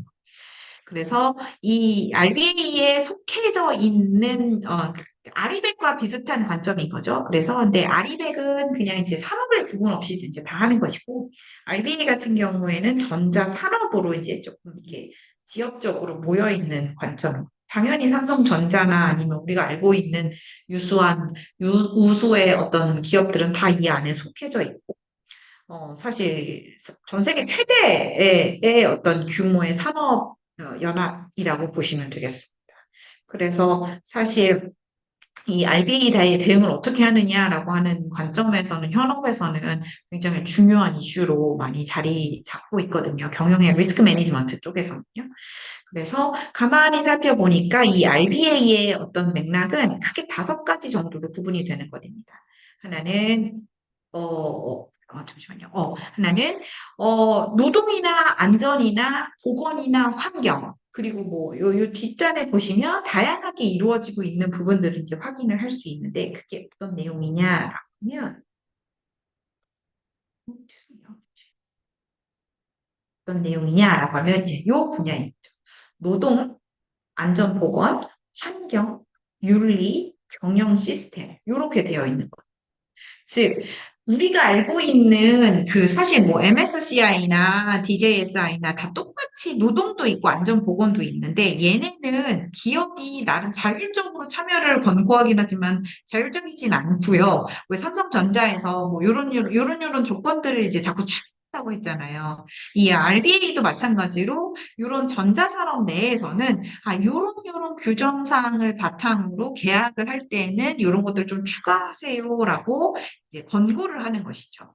그래서 가만히 보면 노동이라고 하는 부분들에 대해서는 강제 노동을 금지하고 아동 노동을 금지하고 근로시간을 준수하고 급여나 복지를 보장하고 인도적 대우를 하고 차별을 금지하고 결사의 자유를 반대한다라고 하는 이런 관점에서 이슈를 위험을 어떻게 식별하고 대응하고 관리하고 예방하느냐라고 하는 부분들을 지금 증빙해야 되는 관점이라는 것입니다. 그래서 사실 비재무제표이긴 하지만 결국에는 서류가 많아지는 게 아니냐라고 하는 어떤 의견들도 현업에서는 의견들도 많아진 것 같아요. 사실 그거는 맞는 것 같아요. 사실 관리해야 되는 데이터들이 많아진다라고 하는 건 부정할 수 없는 현실인 것 같습니다. 그래서 물론 지금 안 하고 있는 기업들은 해야 한다는 거고요. 왜냐하면 생각보다 중소기업으로 내려가면 내려갈수록 이런 이렇게 노동에 대한 명확한 증거의 이렇게 명확 기준이 많이 없습니다. 생각보다 계약서 작성하고 일하시는 분들도 많이 없거든요. 근데 뭐 어떻게 그래? 라고 할 수 있겠지만 어, 어, 아, RB는 일단 전기전자에 한해서만 이야기가 되어지고 있고요. 다른 산업도 물론 있습니다. 근데 제가 이제 가지고 있는 자료가 이제 전자산업이다 보니까 이 자료를 토대로 해서 말씀을 드리는 것이고, 이제, 얼핏 보니까 이제 뭐 이렇게 말씀 주셨는데, 거기는 뭐, 의류도 있고요. 되게 다양하지 않습니까? 사실 유통도 있으실 거고요. 근데 그 각각의 산업마다 이니셔티브는 요즘 많이 구체화가 된 상황이긴 합니다. 네. 자, 어쨌든. 근데 하나 산업이 물론 구분이 되어 있기는 한데요. 그렇다고 해서 이 맥락에서 많이 벗어나지는 않는 것 같습니다. 물론 가중치는 조금 달라질 수 있는 것 같아요. 예를 들어 의료 같은 경우, 그 의류 이 산업 같은 경우에는 예전에는 윤리 같은 부분들을 크게 배려하지 않고 평가를 했다. 물론 지금은 아닐 수도 있어요. 지금은 아니지만 불과 한 3년 전, 2년 전에는 의류 산업은 뭐 윤리가 필요 없다. 뭐 어떤 산업은 그거보다는 이런 게 좀 더 가중치가 있다. 가중치의 문제인 거지 이 맥락에서는 그게 벗어나지는 않는 것으로 판단. 그래서 참고를 그러니까 이 자료도 충분히 참고가 될 만하지 않을까 싶습니다. 네. 어쨌든 노동이라고 하는 부분들에서 요구 사항들이 이제 다양하게 요구가 되어지고 있고 사실 이런 것들을 어떻게 관리를 하느냐 또는 어떻게 증빙을 하느냐라고 하는 부분들은 이제 뒷단에 이제 제가 조금 더 설명을 구체적으로 드릴 수 있을 것 같습니다. 안전보건도 마찬가지고 환경도 마찬가지고 사실 하고 있는 부분들에 대한 자료를 좀 더 취합해야 되고 없다면 만들어야 하고 약간 그런 상황들입니다. 그래서 목록들이 어, 예, 그렇습니다. 네, 저기 뭐죠. 목록들이 산업마다 또는 원청마다 조금 다를 수는 있습니다. 그래서 그런 부분들에 대해서 이제 행동 규범들을 이제 이렇게 정리를 할 수 있다. 보시면 아시겠지만 사실 환경 그리고 인권 이렇게 아니면 조금 요즘에 좀 대두가 되고 있는 게 안전 이런 쪽이거든요. 그래서 사실 기존에 우리가 알고 있었던 공급망 관리에 좀 더 구체적으로 지속 가능성이라고 하는 부분들이 추가가 된 그런 개념으로 이해를 해주시면 훨씬 더 편안하게 받아들이실 수 있을 것 같습니다. 그래서 결국에는 EU에서는 CSDDD라고 하는 공급망 실사법이 발표가 됐고, 이제 전 업종 또는 타 번역까지도 사실 얘네는 지금 딱 이렇게 캐파를 딱 씌워놨거든요. 캡을 딱 씌워놔서 뭐 그룹 1만 이번 연도에 뭐 2027년까지 하겠다. 그룹 2는 2027년 이후에 하겠다. 30년에는 어떻게 하겠다라고 나름 이제 지금 법안을 만들려고 지금 이야기를 하는데 그룹 1은 이제 명확하게 이제 되어져 있는 상황입니다. 그래서 아주 뭐 여유가 있는 몇몇의 중소기업들은 선제적인 대응을 많이 하고 계시기는 하죠. 사실. 그래서, 근데 정말 그 몇몇의 중소기업들, 중견기업들, 선제적으로 대응을 하고 있는 중소기업들은 원청에서 이제 모셔가는 상황인 거죠. 어떻게 보면. 원청도 준비가 안 되어 있는데 이미 뭐 다 알고 있어. 그리고 이미 다 이제 좀 추진을 하고 있어. 나름 미약하지만 그래도 관리가 돼. 이런 분들은 현업에서는 정말 모셔가는 그 몸값이 그냥 천정부지로 올라가서 모셔가는 그런 상황인 걸로. 저도 되게 인상 깊게 봤었던 어떤 원청 그 하청업체들도 있더라고요. 그래서 그렇게 좀 선제적으로 대응 방안이 필요하다라고 하는 관점에서 RBA가 컨설팅이 이제는 어떻게 보면 저희 같은 사람들한테 돈을 직접 주고라도 좀 먼저 좀 선제적으로 해보고 싶어요라고 하는 얘기들이 오고 가는 것 같습니다. 네, 그래서 어쨌든 요 영내에서는 이미 이제 조항이 이루어지고 있는 내용들이고 그룹 1과 그룹 2가 이제 나름 명확하게 구분이 되어 있긴 하지만 어쨌든 우리는 전반적으로 추구할 수 있는 어떤 그 방향성은 명확하게 보일 수 있다라고 이제 이해를 해주시면 되겠습니다. 자, 그럼 시장에서는 어떠냐? 진짜로 그렇게 되느냐라고 하면, 그렇습니다라고 답변 드릴 수 있을 것 같아요. 내노라하는 기업들에서 이제 공통적으로 CEO들이 나와서 공급망 실사 이거 필요합니다. 그리고 우리는 이렇게 할 겁니다라고 하는 것들을 인터뷰를 심심치 않게 볼 수 있는 것 같아요. 사실 이러한 움직임들은 우리나라에서도 약간 끌려가는 감이 없지 않아 있지만 한 번은 있거든요. 네, 정말 이렇게 정말 핏대를 잡아서 열심히 하시는 게 이제 SK의 이제 회장님께서 이제 열심히 하시는데 글로벌 기업이라면 누구나 다 공통적으로 짊어져야 되는 어떤 포인트이기 때문에 시장에서의 반응은 굉장히 뜨겁습니다. 그리고 구체적으로 이제는 논의가 되고 있는 상황이고요. 그래서 나름 우리나라에서도 주요 정책에 이런 부분들이 반영이 되고 있기는 합니다. 안 되고 있지는 않는 것 같아요. 예를 들어서 이런 공급망 실사 대응 기업 지원 방안이라고 이제 우리 그 산자부랑 중기부랑 다 같이 이제 어, 그 합동으로 낸 어떤 정책 자료를 보면 기본 방향은 명확하게 되어 있죠. 우리 기업의 실사 능력을 확보하고, 왜냐면 우리는 잘 아시겠지만 내수보다는 수출을 위주로 하는 어떤 나라 전반의 산업이기 때문에 수출을 하려면 이 실사 대응이 필수로 들어가야 되는 상황인 거죠. 그래서 실사 능력, 대응력을 확보를 하고 ESG의 역량을 강화하겠다라고 해서 다양한 어떤 분야별로 진단이하는 컨설팅이라든지 아니면 뭐 인력이나 자금의 어떤 펀드 조성이라든지 아니면 뭐 협력업체랑 원청과의 어떤 체계를 구축을 한다든지 그 정보 기반 마련이라고 하는 부분들이 이제 어떻게 보면 사실 이게 가장 많이 필요한 부분 중에 하나인데요. 실질적으로 진단이나 컨설팅을 받았고요. 협력업체와 원청이 너무 막 의지가 막 팔팔 불타올라가지고 우리 한번 해볼게요. 막 이러면서 뭐 펀드도 받고 막 난리가 났어요. 그래서 우리가 진짜 한번 해보려고 하면 제가 왜 컨설팅을 하다 보면 그런 거 있잖아요. 컨설팅을 받고, 이런 보고서 쓰는 거는 뭐 쉬워요. 막말로 이제 시간과 노력을 들이면 되는 거니까. 근데 문제는 이게 지속 가능할 수가 없다라는 관점이 많은 거죠. 즉, 이게 1개년도에는 어떻고, 2개년도에는 어떻고, 3개년도에는 어떻다라고 하는 데이터들이 축적이 돼야만 빅데이터 분석이든 뭐라도 뭔가를 시도를 해볼 텐데, 사실 중소기업 입장에서는 그게 만만치가 않은 과업이거든요. 그래서 그런 부분들에 대한 현실적인 어떤 대응이 필요하다라고 해서 정보 기반 마련이라고 하는 부분들, 즉 실질적으로 뭔가 플랫폼을 만들어가지고 이 플랫폼 안에서 모든 것들이 구현이 가능하게끔, 물론 보고서까지는 아직까지는 아니지만 적어도 나의 원청과 하청, 그러니까 협력업체들이 정보 정도는 교환이 가능하겠구나라고 하는 부분들이 이제 조금 시스템화 되어 있고 그것들이 이제 플랫폼으로 운영이 되고 되기를 이제 바라는 것이죠. 그래서 많이 이제 기본 방향들이 많이 설정이 되기는 했습니다만 뭐 아주 명확하게 지금까지 뭐 이겁니다라고 하는 부분들은 아직까지 구축이 된 거는 조금 더 많이 보완이 돼야 되는 것 같기는 해요. 근데 분명한 건 현업에서는 대기업과 그러니까 원청과 협력업체 사이에서는 그 정보 기반의 데이터베이스들은 충분히 이제는 공유가 되고 있는 시장이 많이 마련이 된 것 같습니다. 그래서 만약에 그런 부분들이 없다면 강력하게 요구를 하셔야 되고 그리고 원청이시라면 그런 것들을 당연히 이제는 만드셔야 되는 부분들로 이제 필수인 거죠. 어떻게 보면. 그러니까 궁금한 실사를 하기 위해서는 기본적으로 저는 ESG도 마찬가지고 궁금한 실사도 마찬가지고 이거 그냥 지표거든요.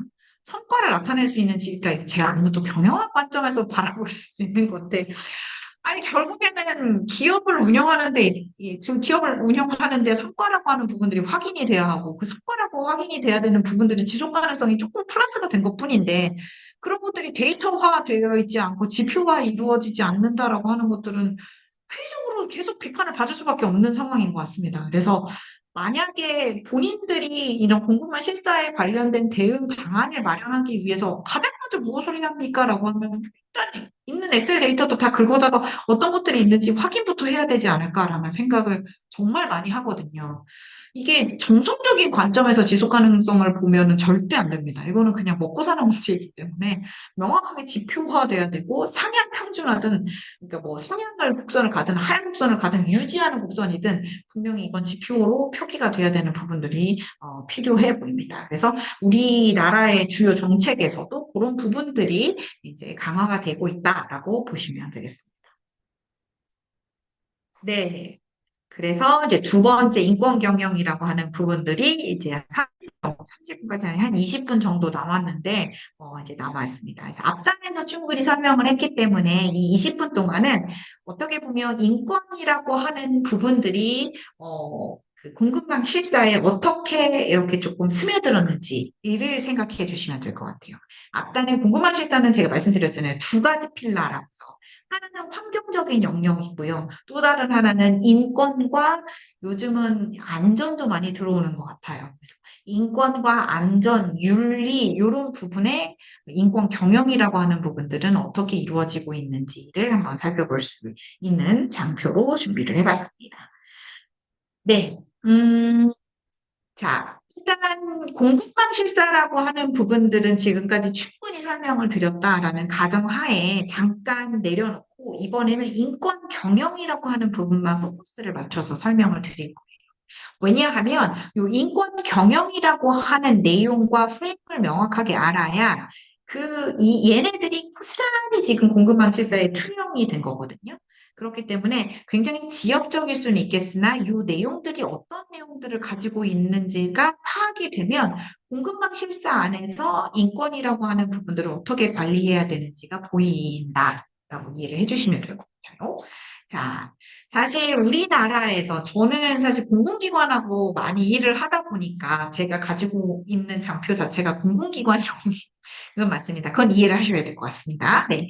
공공기관용으로 이제 대의적인 관점에서 봤을 때, 일단 제3차 국가인권정책 기본계획이라고 하는 부분들이 이제 수립이 되었고, 이제 업로드가 충분히 되고 있어요. 이게 뭐냐라고 하면, 유엔에서 그러니까 기업과 인권 이행 지침이라고 하는 것을 11년도 6월에 이제 얘기를 했거든요. 그래서 전 세계적으로 인권 보호해야 돼요, 존중해야 돼요라고 하는 요구들이 계속적으로 증가가 됐고, 우리나라는 국가인권위원회라고 하는 그 기관에서 이렇게 가이드라인을 쫙 뿌리면서 이제는 공공기관 물론 사실 민간은 이런 뭐 공공기관은 사실 이런 인권 경영 보고서, 인권 영향 평가를 받는 것이 그들의 성과이기 때문에 이런 내용들을 많이 이제 도입을 하는데 민간이라고 이런 것들 도입을 하느냐, 안 하느냐는 아니라는 거죠. 민간은 그냥 이미 회사 내규 안에 그런 내용들이 있어요. 물론 민간 인권 역량 평가까지 받는 그런 적극성을 띠는 기업들은 많이 없지만 자체적으로 평가는 이미 충분히 되고 있죠. 네.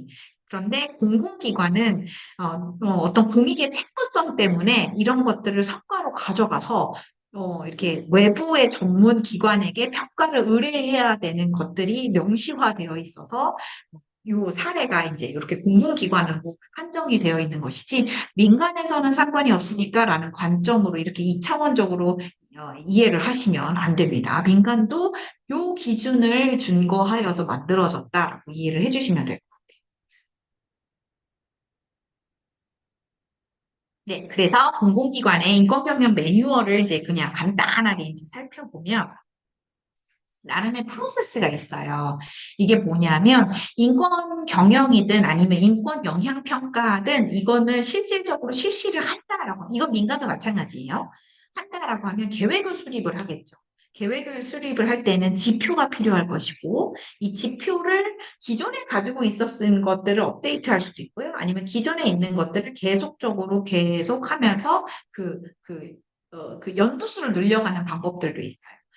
그래서 지표가 만들어지고 범위가 설정이 되는 거죠. 공공기관 같은 경우에는 전수조사를 하진 않는 것 같고요. 그 하나의 몇몇 개의 부서들만 이렇게 찝어가지고 인권 영향 평가라고 하는 부분들을 실시하고요. 민간은 전수조사가 가능한 조직들이 많기 때문에 사실 그런 부분들은 민간에서는 전수조사로 이루어지고 있는 것 같습니다. 자, 이렇게 해서 실시 계획을 이제 공표를 하고 두 번째 단계에 갔을 때는 진짜로 그 대상자들을 모집해서 교육을 하고 요런 항목들로 우리가 이렇게 평가할 겁니다라고 공유를 하는 겁니다. 이게 실질적으로 굉장히 이건 실무적인 관점인데 이것들을 이제 교육을 하는 거죠. 그래서 추진 절차가 뭐고, 평가 기준이 뭐고, 제출 방법은 어떻게 하고, 이거 지표에 대한 설명은 이렇고, 이런 것들을 실무자 교육을 직접적으로 시키는 거예요. 그래서 평가 자료를 제출하세요라고 이제 요청을 하고, 그래서 이제 보고서가 작성이 돼서 이제 공시하는 이런 프로세스 3단계로 넘어갔다라는 것으로 이해를 해주시면 될 것 같아요. 어려운 내용이 아니니까 이제 좀 빠르게 넘어가도록 하겠습니다. 그래서 뭐 예를 들어 기관 운영 관점과 주요 사업 관점 이렇게 영향평가는 크게 두 가지 관점으로 이루어지고 있거든요. 그래서 이 두 가지 관점 중에서 운영적인 관점은 거의 고정이에요. 이 11가지가 거의 고정이죠. 즉, 이 얘기는 뭐냐? 앞에서 우리가 살펴봤었던 공급망 실사에도 1번서부터 11번의 내용이 들어가 있다라는 내용이에요. 그리고 주요 사업에서는 예를 들어서 이 인권 영향 평가를 하는데 나름의 협력업체, 그 공공기관 입장에서 협력업체가 있을 수도 있고요. 아니면 정보를 관리하는 관점도 있을 수도 있고요. 아니면 뭐 유관기업과 어떻게 협력 체계를 구축하는, 즉, 이 주요 기관 운영에서 담지 못하는 부분들을 주요 사업으로 빼는 건데, 사실 이 주요 사업은 보지 않더라도 11개의 어떤 그 이슈들만 보더라도요, 공급망 실사에서 충분히 담고 있는 내용들이 많다는 거죠. 예를 들면, 정말로 인권 경영 체계가 구축이 됐나요? 고용상 비차별은 없나요? 결사 및 교섭의 어떤 단체가 이제 충분히 자유가 보장이 됐나요? 강제 노동은 안 하나요? 아동 노동은 안 하나요? 산업 안전 보장이나 아니면 뭐 공급망 관리, 블라블라블라 등 이런 11가지의 관점에서 인권들이 어떻게 예방되고 위험들을 어떻게 식별할 수 있는지를 앞단에서는 이제 법제화로 만들어진 것이고 이 법제화로 만들어서 우리가 대응을 하기 위해서는 인권 영향 평가라고 하는 부분들을 이제 실시를 하고 있는데 거기에서 말 그대로 11가지 어떤 내용들이 충분히 다 포함이 되고 있는 것이죠. 사실 뭐 5번의 아동노동 금지 일반의 현지 주민 인권 보호 이런 부분들은 산업이나 아니면 나라에 따라서 채택이 되거나 되지 않는 부분들도 많아요. 말 그대로 권고사항이기 때문에 가이드라인을 참고하되 필요가 없으면 뺄 수도 있는 부분들이에요. 그래서 굉장히 유연한 어떤 지표라고 보시면 될 것 같고, 예를 들어서 우리나라에 제가 지금까지 인권영향 평가를 해봤지만, 아동노동이라고 하는 이슈를 가지고, 인권영향 평가를 했었던 기업이나, 아니면 기관들은 없었던 것 같아요. 이런 것처럼, 사실 우리나라 아동노동을 많이 착취를 하거나 이런 나라가 아니기 때문에, 그런 부분들은 산업과는 별개로 나라나 문화나 이런 부분들과, 이제, 연계가 돼서 많이 이제 뭐 채택이 되거나 아니면 조금 가중치를 빼거나 이런 부분들로 이루어지고 있는 것 같습니다. 그래서 자 그러면 어떤 것들을 그럼 구체적으로 평가를 진짜 하느냐라고 하는 부분들을 살펴보면 인권 경영 체계를 구축을 한다라고 하는 지표가 있다면요. 한 3개 정도의 세부 지표로 나뉘는 거예요. 인권 존중 정책을 선언했나요? 또는 인권 영향 평가를 정기적으로 실시했나요? 아니면 인권 경영 제도화를 위해서 필요 조치를 하고 있나요? 그런 자료가 있나요?를 이제 우리가 이제 살펴보는 거예요. 평가 기관에서. 그러면 이런 것들은 정책 이상 1.1이라고 하는 이 정책의 선언 부분들을 우리가 가만히 살펴보면 정책을 선언했다라고 하는 부분들에 대한 어떤 그 뭐라고 그러죠? 그 증빙 자료들이 필요하잖아요. 그래서 인권 존중 책무 취지의 정책을 선언했는지 홈페이지 같은 데 가서 확인을 하면 되는 거예요. 그리고 인권 정책 내부 기관의 어떤 최고 수준의 뭐 인권 경영문 선언 뭐 이런 것들을 했나요? 이런 것들을 살펴본다는 거죠. 그러니까 기존에 이미 하고 있는 거예요. 기존에 이미 당연히 하고 있는 건데 그런 것들 우리는 관리를 안 했었던 것 뿐이죠. 왜냐하면 회사 내규로 있기 때문에 안 하면은 안 되는 부분들인데 이거는 만약에 예를 들어서 우리 기업이 수출을 해야 된다라는 기업이면 이런 것들을 싹 스캔을 해다가 그 기업이 요구하는 그 조건에 맞춰서 서류를 제출해야 되는 관점이라는 거죠. 그게 아주 쉽게 말하면 궁금한 실사가 바로 그거예요. 그냥 그런 실사 대응을 하는 부분들인 거죠. 그래서 뭐 1.2에 정기적으로 실시를 했다면 그 정기적으로 실시를 한 부분에 대해서 어떻게 증빙을 할 것인지에 대한 내용들. 이게 원청뿐만이 아니라 하청업체도, 협력업체도 다 같이 이루어져야 되는 부분들이니까 굉장히 입체적으로 변화가 돼야 되는 관점이라는 거죠. 별거 아닌데 이게 법제화가 되면서 체계를 만드는 과정이 굉장히 좀 복잡할 수 있다라는 거죠. 네, 그렇게 이해를 해주시면 될 것 같습니다. 그래서 이런 내용들은 이제 예시로 그냥 보여드리기 위해서 제가 가지고 온 자표입니다.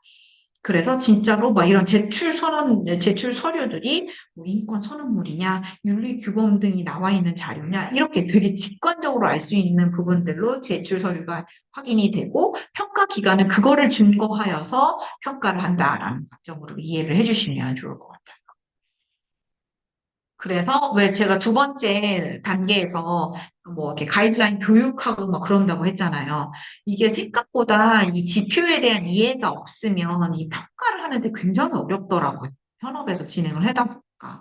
그래서 그 가이드라인을 이제 만들어 놓고 이것을 어떻게 체크해야 되는지 또는 어떻게 취합해야 되는지 어떻게 증빙 자료를 만들어야 되는지에 대해서 생각보다 되게 세세하게 알려줘야 되겠더라고요.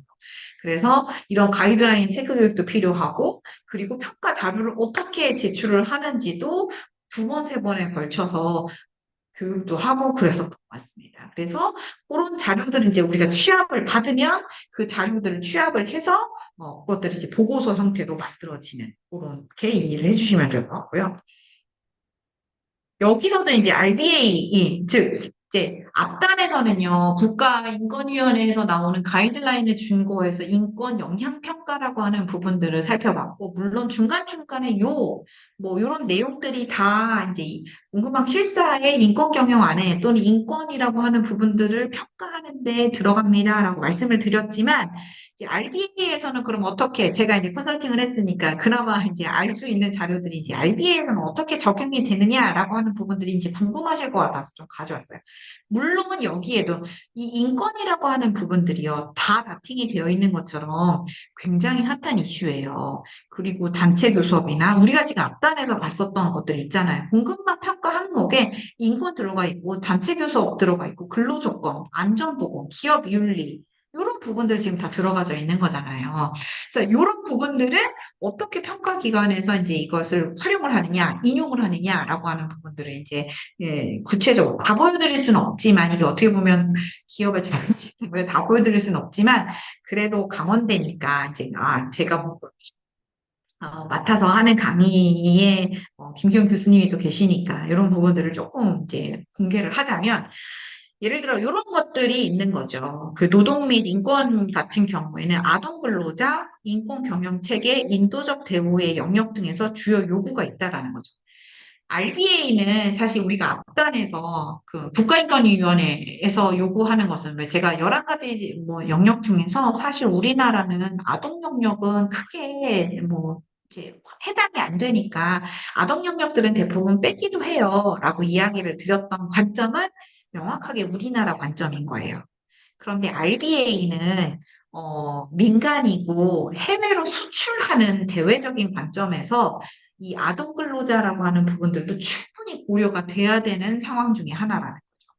그렇기 때문에 이 노동이나 인권에는 우리나라 기업일지라도 아동 근로자나 인권 경영 체계나 인도적 대우 영역 등에서 이런 부분들에 대한 어떤 제출 자료나 증빙 자료가 분명히 필요하다라고 하는 것입니다. 보시면 현장 점검이라고 하는 어떤 백그라운드에서 보시면 현장 점검, 아동 근로자의 리스크 관리가 미흡하다. 즉 연소 근로자가 있거나 아니면 뭐 원칙적으로 노동 금지 조문을 있는데도 변경이 미흡했다라고 하는 부분들이 이제 보여지면 그런 데에서 어떻게 보면 솔루션으로 리스크 관리라든지 아니면 인권 경영 의식을 제고한다든지 공식 지침을 제정을 한다든지 이런 분야로 컨설팅이 이루어지는 것이고 만약에 되고 있다라고 하면 그 증빙 자료들을 받아다가 보고서나 증빙 자료로 이제 대응할 수 있는 체계들을 마련해 주는 것이죠. 여기 보시면 아동 근로자, 인권 경영 체계, 아니면 인도적 대우, 이런 부분들이 다 이제 명시화가 돼 있어서 어떻게 개선을 해야 되는지에 대한 솔루션들도 뭐 저희 같은 이제 이런 뭐죠? 그 컨설팅 하는 사람들한테는 이제 의뢰를 해서 만약에 없다면 어떤 방향성으로 가야 하고 있다면 이것들을 어떻게 가공해야 하고 이런 부분들에 대해서 실질적으로 컨설팅을 받는 업체들이 많아졌다라는 거죠. 사실 이제 사실 그냥 뭐 이건 그냥 제가 개인적으로 드는 생각인데요. 이게 선제적으로 대응을 한다라고 하더라도 사실 기본적으로 데이터가 어느 정도 확보가 되어 있고 뭐 수요가 명확하게 예측이 되고 좀 안정적으로 확인이 되는 중견기업 정도는 이제는 선도적으로 대응을 하시는 것 같은데 사실 중소기업이나 우리가 점점 내려갈수록 2차 밴더나 3차 밴더로 가면 갈수록 사실 그런 움직임들은 쉽게 마련이 되고 있지는 않는 것 같습니다. 예, 그래서 만약에 필요하시다라고 하면 이런 어느 정도의 본인이 가지고 있는 어떤 영역에서 어느 정도나 필요한지가 먼저 명확하게 구분이 되고 나서 식별을 하신 후에 컨설팅을 의뢰를 하시던 아니면 다른 데로 하셔도 될 것 같아요. 뭐 어쨌든 저는 컨설팅을 하는 관점에서 이 공급망 실사가 인권 경영에 어떻게 반영이 되는지를 보여드리기 위해서 이 장표를 준비한 것이지, 다른 오해는 없으셨으면 좋겠습니다. 네. 아니면 두 번째는 안전 경영도 사실 요즘 되게 핫하더라고. 사실 이 보건이나 안전 영역은 몇 년 전까지만 해도 사실 그 궁금한 실사 안에 많이 들어와 있는 영역은 아니었거든요. 그런데 안전 경영이 요즘은 좀 더 가중치 있게, 어떻게 보면 인권보다도 더 가중치 있게 들어와 있는 부분인 것 같습니다. 특히나 우리나라 같은 경우에는요, 중대재해법하고 연결이 되면서 사회역에서 안전과 보건이라고 하는 부분들은 굉장히 큰 부분을 차지하고 있지 않습니까? 그래서 그런 부분에 대해서 사실 안전 경영이라고 하는 것이요, 기업의 입장에서는 정말 안 나야 하는 거고요. 1년에 한 번이나 두 번 정도 터질까 말까 한 내용들인데 터지면 굉장히 그 책임감이 무겁죠. 그래서 안전부서에 있는 어떤 신입사원들의 어떤 이직률이 가장 높다라고 하는 이야기가 있는 것처럼 안전경영이 참 쉽지는 않은 것 같아요. 그런데 어쨌든 공급망 실사 안에 이 안전경영이라고 하는 게 인권경영과 맞물려서 지금 들어와 있어서 크게 맥락을 보면 안전경영에 대한 일반 사항들, 그리고 산업 안전과 관련된 어떤 규칙들, 그리고 산업보건교육과 관련된 내용들을 조금 대응할 수 있는 자료들을 요구하고 있는 것 같습니다. 그래서 공급망 실사 안에서 잘 모르겠다 싶으면 요 세 가지 정도의 어떤 필라로 준비를 해보시는 것도 나쁘지는 않을 것 같습니다. 그래서 뭐 안전경영의 일반 체계가 되어 있는지 부서가 있는지 뭐 조직원은 몇 명인지 뭐 이런 것들서부터 이제 시작을 한다라는 것이죠. 이제 그렇게 해서 이제 안전경영의 부분은 그렇고 5분이 남았네요. 제가 강의 시간이. 그래서 일단 5분 동안 지금 페이지가 4페이지가 남았으니까 충분히 할 수 있겠죠? 네, 윤리경영 같은 경우에는 어, 비슷해요. 안전하고도 사실 많이 되어 있는데요. 윤리경영의 체계가 어떻게 되는지, 여기에서는 지적재산, 그러니까 정보라고 하는 보안과 굉장히 연결이 많이 돼서요. 지적재산과 어떻게 연결이 되고 있는지에 대한 이슈들도 굉장히 많이 들어가 있습니다. 그리고 우리가 알고 있는 측면, 반부패, 이런 내용들도 이 윤리경영 안에 들어가져 있죠. 그래서 사실 인권 경영하고 윤리 경영이라고 하는 부분들, 안전 경영이라고 하는 부분들이 이게 영역은 구분이 되어 있지만 이 RBA 안에서는 그 공급망 실사 안에서는 같은 맥락으로 사회 영역으로 움직이고 있다라고 봐도 무관할 정도로 굉장히 큰 가중치를 차지하고 있는 내용 중에 하나입니다.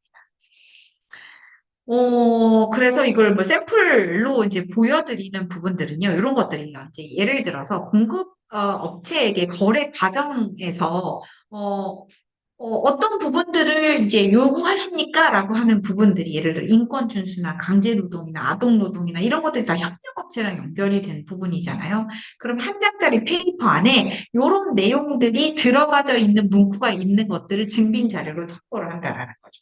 별거 아니에요. 사실 따지고 보면 별거 아닌데, 이런 문구들이 없다면 빨리 이제 홈페이지에 띄워야 된다는 거고요. 이런 문구들이 없다면 빨리 대표이사님 불러다가 인권경영 선언문을 하셔야 된다는 관점으로 이제 대응 체계를 마련하고 있다라고 보시면 되겠다는 거죠.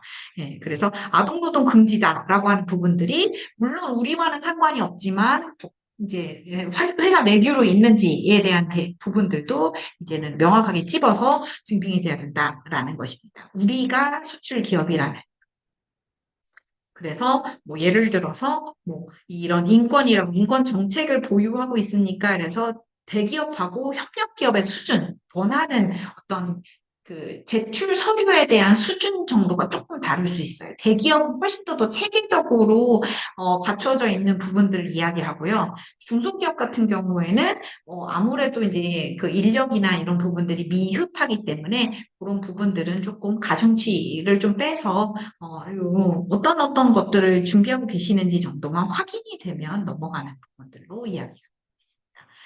마지막 장표인 것 같아요.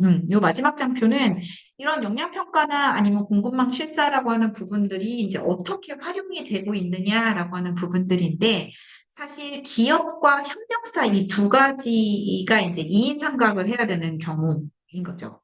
그래서, 그 기업 입장에서는 나름의 어떤 공급망 실사에 관련된 내용들을 바탕으로 해서 어떤 기준이 마련이 되어 있고, 이런 기준을 토대로 해서 나름 협력사와 이제 논의를 해보는 거예요.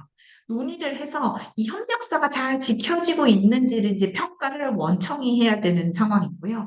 이 원청 같은 경우에는 잘 안 지켜졌어라고 하면 시정조치 사항을 이제 수립을 해서 시정조치를 요청을 하는 거죠. 그러면 협력사 입장에서는 우리가 이렇게 해서 이런 것들을 이제 시정 개선 조치했습니다라고 이제 보고를 하고 거기에 대한 피드백이 오고 가면서 이제 조치 완료 보고 그래서 이런 것들이 모니터링 체계로 마련이 돼야 돼요. 사실 이거는 기존에 있었던 거예요. 어떤 부분에서만 품질에서만 비용에서만 아니면 그러니까 우리가 생각하고 있는 가치를 결정할 수 있는 어떤 영역에서는 이게 참 정말 피 터지게 관리 감독이 돼야 되는 부분인데 여기서 이야기하고자 하는 메시지는 뭐냐 하면 이제는 비재무적인 지표의 인권이나 윤리나 안전경영이나 이런 부분들도 충분히 기업과 협력사가 네트워킹이 돼서 협력할 수 있는 구조를 만들고 충분히 적극적으로 대응하고 거기에 대한 어떤 자료나 증빙 자료들을 마련하고 뭐 서면 권고를 할 수도 있고 아니면 뭐 LG처럼 우선순위가 높은 애들을 뭐 약간 집중적으로 좀 투자를 해서 그런 부분들을 개선을 시킨다든지 굉장히 기존에 있었던 부분들에서 훨씬 더 적극적으로 대응할 수 있는 자료들로 또는 대응 어떤 체계들로 마련이 돼야 되는 것이 큰 맥락에서 봤을 때는 공급망 실사에 굉장히 중요한 관점이고 무엇보다 결국에는 다시 또 이제 어떻게 보면 벙벙한 주제로 다시 돌아왔는데 기업의 철학이나 리더십을 바탕으로 해서 이런 것들이 얼마나 중요한지를 알고 거기에 대한 움직임들이 기업뿐만이 아니라 또는 협력업체뿐만이 아니라 그것들을 도와줄 수 있는 지원 체계들 그게 지자체가 될 수도 있고 국가가 될 수도 있는 거예요. 그래서 국가들이 모여서 어쨌든 세계적으로 우리가 이루어지고 있는 어떤 영역 안에서 지속 가능성이 보존이 돼야 되고 기업을 운영하는, 경영하는 입장에서도 이 인권 경영이나 아니면 공급망이라고 하는 관리 부분에서도 지속 가능성을 배제할 수 없는 시기에 경영 메커니즘이 이루어지고 있다라는 관점으로 이번 시간을 이해해 주셨으면 좋겠습니다.